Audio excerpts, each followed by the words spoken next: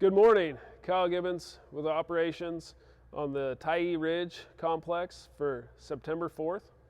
So I'll go over the operational update this morning.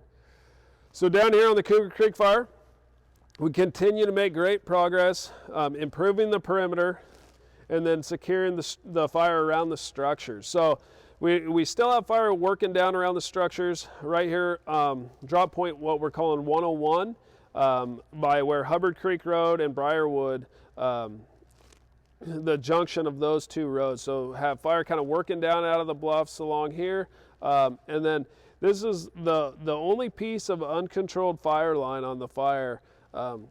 So I say uncontrolled because we don't have a direct hand line on it or a direct dozer line, or it's not tied into a road.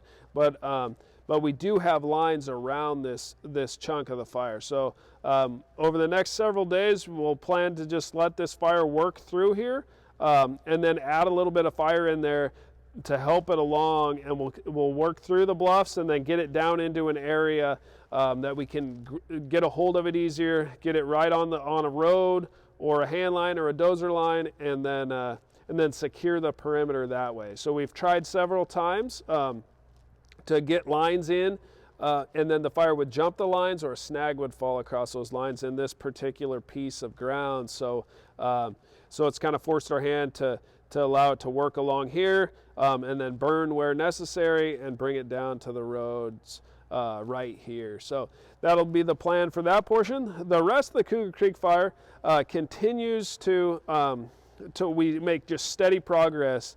So we either have a hand line, roads, or dozer lines that are holding this fire in check along the perimeter. So you can see around drop point 16, we had a flare up several days ago before the weather changed. It spotted across the road.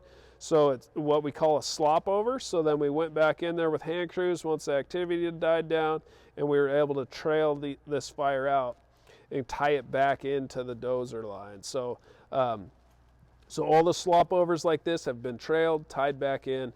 So the perimeter's looking really good. We have a all direct line in this portion of the fire, and then we continue just to mop up and push that mop up in. So it's taking that heat out along the perimeter and then working in so towards the center of the fire. So continue to make great progress on the Cougar Creek incident and the complex in general. So moving over to the Lighthouse fire, we're neck down, very similar situation to the Cougar. So we just have one area of concern, that we have a solid plan where we have dozer lines or roads that'll bring the fire down, and then we'll tie it into Tyee Road. So that'll be one option. The other option that we're currently assessing today is to try to complete a hand line close to the fire's edge and keep it as straight as possible. And then we'll have a hand line in there, and then we've tied in several rock outcroppings.